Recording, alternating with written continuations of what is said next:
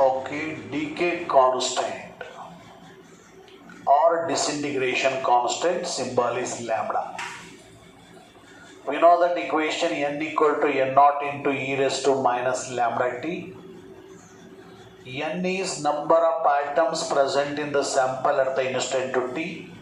ಅಂದರೆ T second ಆದಮೇಲೆ ಸ್ಯಾಂಪಲಲ್ಲಿ ಉಳ್ಕೊಂಡಿರ್ತಕ್ಕಂಥ number of items N naught ಅಂದರೆ original number of items, lambda ಅಂದರೆ ಡಿಕೆ ಕಾನ್ಸ್ಟೆಂಟ್, ಮೈನಸ್ ಅಂದರೆ number of items decreases with increasing the time. If lambda equal to 1/t ತೊಗೊಂಡ್ರೆ, ಈ ಲ್ಯಾಂಬ್ಡಾನ 1/t ಅಂತ ತೊಗೊಂಡ್ರೆ ಈಕ್ವೇಷನ್ ಸಬ್ಸ್ಟಿಟ್ಯೂಟ್ ಮಾಡಿದ್ರೆ N equal to N naught into e to the power minus T by T, T cancel ಆಗಿ N naught into e to the power minus 1, e to the power minus 1 ಅಂದರೆ 1/e. ಹಾಗಾಗಿ n naught divided by e ಅಂದರೆ mathematical constant, ಇದರ value 2.718.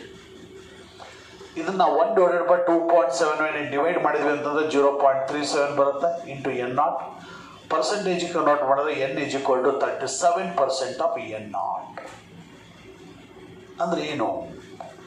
N naught ಅಂದರೆ original number of items, N ಅಂದರೆ disintegrate ಆಗದೇನೆ ಉಳ್ಕೊಂಡಿರ್ತಕ್ಕಂಥ items. ಅಂದರೆ original ಐಟಮ್ಸ್ಗಳಲ್ಲಿ 37% ಆಫ್ ದ ಒರಿಜಿನಲ್ ಐಟಮ್ಸ್ಗಳು ಉಳ್ಕೊಂಡಿದ್ದಾವೆ.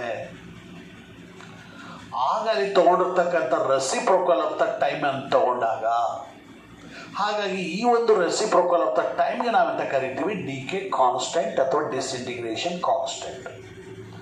ಅಂದರೆ 37% ಆಫ್ ದಿ ಒರಿಜಿನಲ್ ಐಟಮ್ಸ್ಗಳು ಡಿಸಿಂಟಿಗ್ರೇಟ್ ಆಗಲಿಕ್ಕೆ ತಗೊಂಡಿರ್ತಕ್ಕಂಥ ರೆಸಿಪ್ರೋಕಲ್ ಆಫ್ ದ ಟೈಮ್ ಪೀರಿಯಡನ್ನೇ ನಾವು ಡಿಕೆ ಕಾನ್ಸ್ಟೆಂಟ್ ಅಂತ ಕರಿತೀವಿ.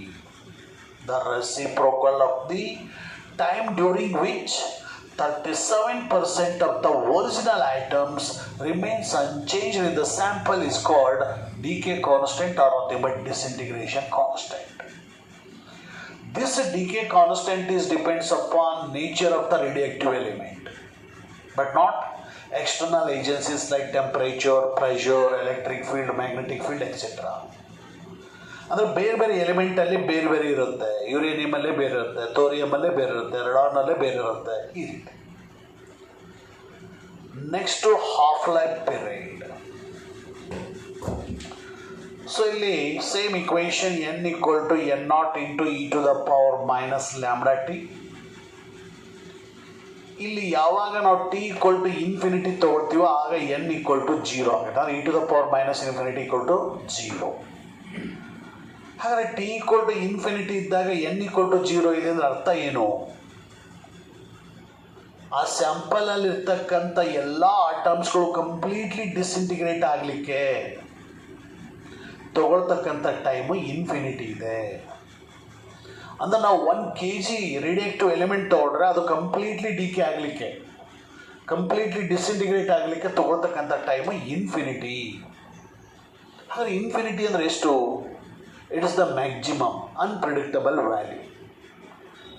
ಹಾಗಾಗಿ ಅದನ್ನು ಇನ್ಫಿನಿಟಿ ಅಂತ ತಗೊಳ್ಳೋದು ಕಷ್ಟ ಆಗುತ್ತೆ. ಆದರೆ ಆ ಸ್ಯಾಂಪಲಲ್ಲಿರೋ ಹಾಫ್ ಆಫ್ ದಿ ಐಟಮ್ಸ್ಗಳು ಅಥವಾ 50% ಆಫ್ ದ ಒರಿಜಿನಲ್ ಐಟಮ್ಸ್ಗಳು ಡಿಕೆ ಆಗಲಿಕ್ಕೆ ತಗೊಳ್ತಕ್ಕಂಥ ಟೈಮ್ ಐತಲ್ಲ, ಇಟ್ ಶುಡ್ ಬಿ ಫೈನೈಟ್. ಅಷ್ಟು ಆಟಮ್ಸ್ಗಳು ಡಿಕೆ ಆಗಲಿಕ್ಕೆ ತಗೊಳ್ತಕ್ಕಂಥ ಟೈಮ್ ಇನ್ಫಿನಿಟಿ. ಆದರೆ 50% ಅಥವಾ ಅರ್ಧದಷ್ಟು ಆಟಮ್ಸ್ಗಳು ಡಿಕೆ ಆಗಲಿಕ್ಕೆ ತಗೊಳ್ತಕ್ಕಂಥ ಟೈಮು ಫೈನೈಟ್ ಇರುತ್ತೆ ಈ ರೇಡಿಯಾಕ್ಟಿವ್ ಎಲಿಮೆಂಟಲ್ಲಿ. It is the characteristic of given radioactive element. ಹಾಗಾದರೆ ಆ ಒಂದು ಟೈಮ್ಗೆ ನಾವೆಂತ ಕರಿತೀವಿ? ಇಲ್ಲಿ ಹಾಫ್ ಲೈಫ್ ಪೀರಿಯಡ್ ಅಂತ ಕರಿತೀವಿ. ಅಂದರೆ ಹಾಫ್ ಲೈಫ್ ಯಾಕೆ ಬಂತು ಅಂತಂದರೆ 50% ಅಥವಾ ಹಾಫ್ ಆಫ್ ದಿ ಐಟಮ್ಸ್ಗಳು ಡಿಕೆ ಆಗಲಿಕ್ಕೆ ತಗೊಳ್ತಕ್ಕಂಥ ಟೈಮನ್ನೇ ನಾವು ಹಾಫ್ ಲೈಫ್ ಪೀರಿಯಡ್ ಅಂತೀವಿ. Time during which 50% of the original items disintegrate, or time during which 50% or half of the items decay or remains unchanged in the sample is called half-life period of radioactive element. ಈ ಒಂದು half life ಪೀರಿಯಡ್ಗೆ symbol capital T ಅಂತ ಕರಿತೀವಿ. ಈ ಒಂದು half life period ಸಹಿತ ಬೇರೆ ಬೇರೆ ರೇಡಿಯಾಕ್ಟಿವ್ ಎಲಿಮೆಂಟಲ್ಲಿ ಬೇರೆ ಬೇರೆ ಇರುತ್ತೆ. ಅಂದರೆ it is also depends upon nature of the radioactive element. ನೀವು ಎಷ್ಟೇ ಹೈ ಟೆಂಪ್ರೇಚರಿಂದ ಹೀಟ್ ಮಾಡಲಿ, ಲೋ ಪ್ರೆಷರನ್ನು ಕೊಟ್ಟರು ಸಹಿತ, ಎಷ್ಟೇ ಮ್ಯಾಗ್ನೆಟಿಕ್ ಫೀಲ್ಡು ಅಥವಾ ಎಲೆಕ್ಟ್ರಿಕ್ ಫೀಲ್ಡ್ ಅಪ್ಲೈ ಮಾಡಿದ್ರು ಸಹಿತ there is no change in the value of half life period, there is no change in the value of decay constant. So ಇಲ್ಲಿ ಆ ಒಂದು half life period is the 4.5 × 10⁹ years in the uranium. Half life period is equal to 80,000 years in the thorium. Half life period is equal to 1600 years in the radium. 3.8 days in the radon. ಅಂದ್ರೆ ಅರ್ಥ ಏನು, 1 kg uranium ತೊಗೊಂಡಿದ್ರೆ ಅದರ ಅರ್ಧ ದೊಡ್ಡ DK ಆಗಲಿಕ್ಕೆ 4.5 billion years ತೊಗೊಳುತ್ತೆ. ಅಥವಾ 10 kg thorium ತೊಗೊಂಡಿದ್ರೆ ಅದರ ಅರ್ಧದಷ್ಟು 5 kg ಡಿಕೆ ಆಗಲಿಕ್ಕೆ 80,000 ಇಯರ್ಸ್ ತೊಗೊಳುತ್ತೆ. ಅದೇ ರೀತಿ 1 ಗ್ರಾಮ್ ರೆಡಾನ್ ಅಂತ ತೊಗೊಂಡ್ರೆ ಅದರಲ್ಲಿ ಅರ್ಧದಷ್ಟು ಡಿಕೆ ಆಗಲಿಕ್ಕೆ 3.8 ಡೇಸ್ ತೊಗೊಳುತ್ತೆ.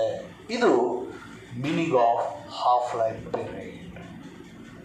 ಈ ರೀತಿ half life period is depends on nature of the radiative element but not other factors. Okay.